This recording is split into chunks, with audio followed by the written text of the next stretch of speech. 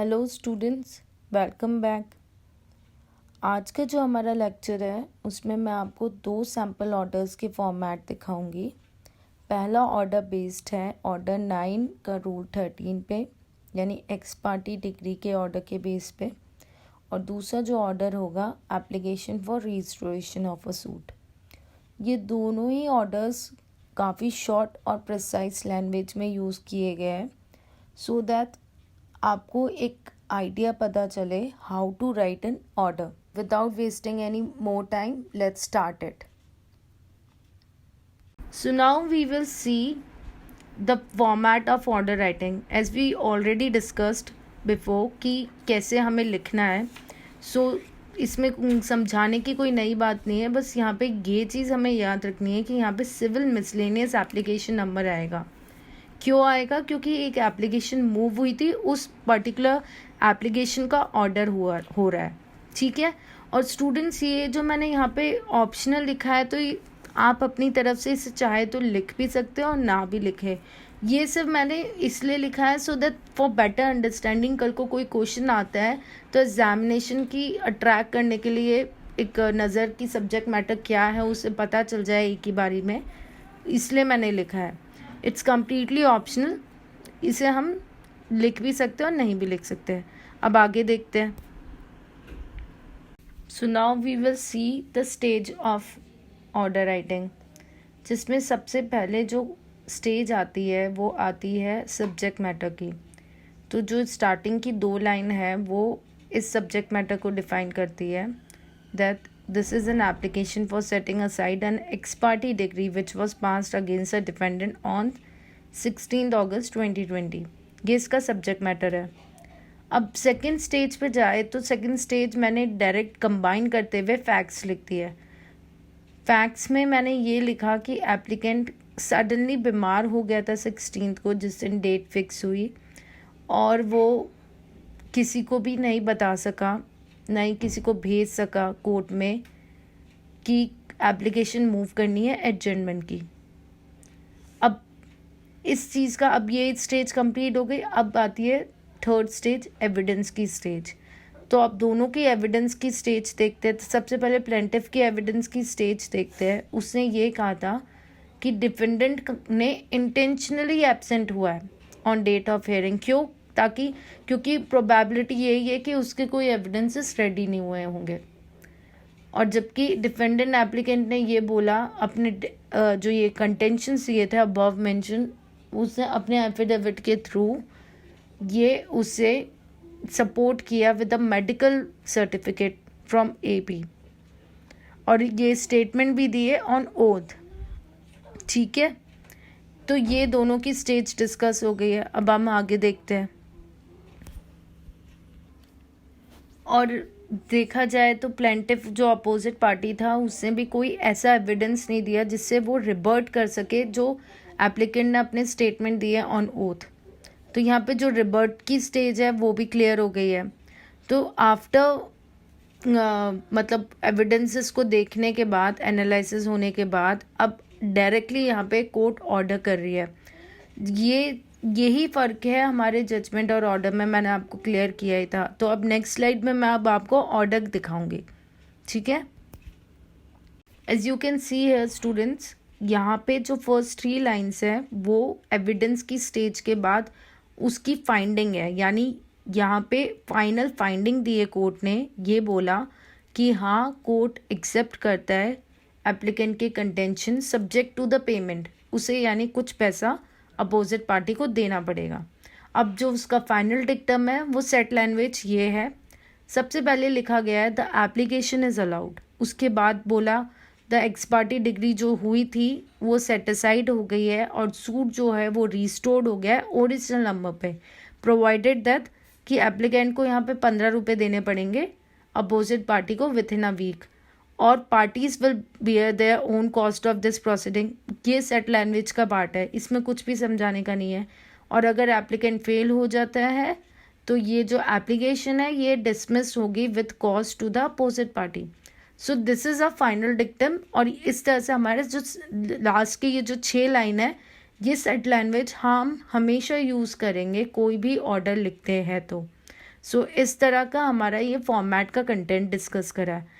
अब लास्ट में वही साइन एंड सील और जज का नाम, ठीक है, ये हो गया फाइनल। अब हम स्विच करेंगे दूसरे ऑर्डर पे, यानी अब मैं आपको दूसरे ऑर्डर का फॉर्मेट दिखाऊंगी। सो ये जो हमारा दूसरा ऑर्डर है उसका फॉर्मेट वही सेम है। ये सिविल मिसलेनियस एप्लीकेशन का ही पार्ट है। क्यों, यहाँ पे ऑर्डर हो रहा है application for restoration of suit पे, तो यहाँ पे भी कुछ चेंज नहीं है, ठीक है। अब आगे देखते हैं। Now we will discuss second order का कंटेंट। तो जैसे कि आप देख सकते हैं फर्स्ट 2 लाइंस में सब्जेक्ट मैटर बताया है। देन फैक्ट्स जो है वो ये थे कि इसका कहना था प्लेंटिफ का कि वो कोर्ट आया था मॉर्निंग ट्रेन से 7 बजे, बट समहाउ उसकी ट्रेन छूट गई और इस कारण से वो टाइम पे कोर्ट नहीं आ पाया। फर्दर उसका कहना ये था कि सेम डे वो बाय बस आया था और इस चक्कर में लेट होने के कारण से सूट डिसमिस हो गया उसकी एब्सेंस में।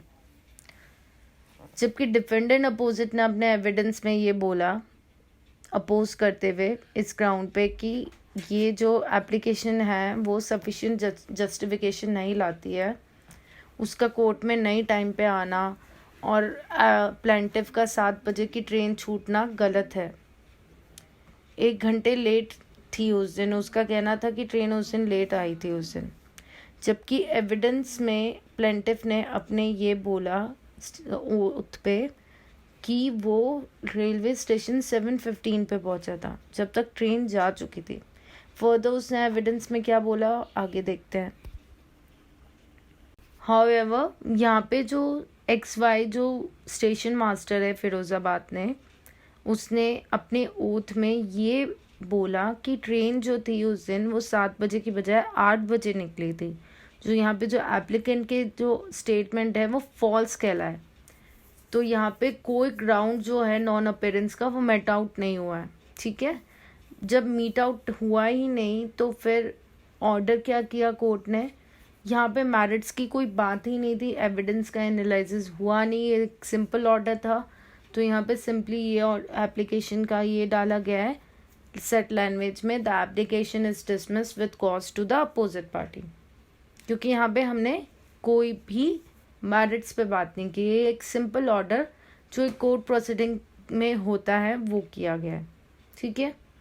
फर्दर अब मैं आपको ये दिखाना चाहूँगी कि ये जो आपने ये जो ऑर्डर्स देखे ये दिखते कैसे, यानी इसकी एक सर्टिफाइड कॉपी मैं आपको दिखा रही हूँ फॉर सैम्पल, सो दैट कल को आप जब मैं आपको और भी ऑर्डर्स दिखाऊंगी वो अलग होंगे, बट एक ये सिंपली प्रैक्टिकल नॉलेज के लिए आपको पता होना चाहिए कि ऑर्डर राइटिंग का जो कॉपी होती है वो दिखती कैसी है। तो उसका एक फर्स्ट पेज जो है वो मैं आपको नेक्स्ट स्लाइड में शो कर रही हूँ, उसे देखते हैं। स्टूडेंट्स ये है हमारी सर्टिफाइड कॉपी ऑर्डर की। जब भी कोई ऑर्डर लिखा जाता है तो कोर्ट अपने एक फ़र्द काम करके, सॉरी मेरे से बोलने में थोड़ा शायद प्रॉब्लम हो, लेकिन ये एक फ़र्द अहम काम यानी ऑर्डर शीट होती है जो कि हर केस फाइल में लगी होती है आगे आगे। उस ऑर्डर शीट के बेसिस पे ही हम हमारे पूरी केस की स्टेजेस को समझ पाते हैं। तो ये जो ऑर्डर शीट है ये उसकी स्क्रीनशॉट ली गई है। इसमें आप जैसे देख सकते हैं सबसे पहले तारीख हुक्म लिखा है, जो कि तारीख इस तारीख पे हुक्म या कार्रवाई न्याय इनिशियल जज, मैं इनिशियल जज। यहाँ पे बीच में आ गया कोर्ट केस का टाइटल मंदिर गिरधारी जी बनाम श्रीमती गंगा देवी, ठीक है।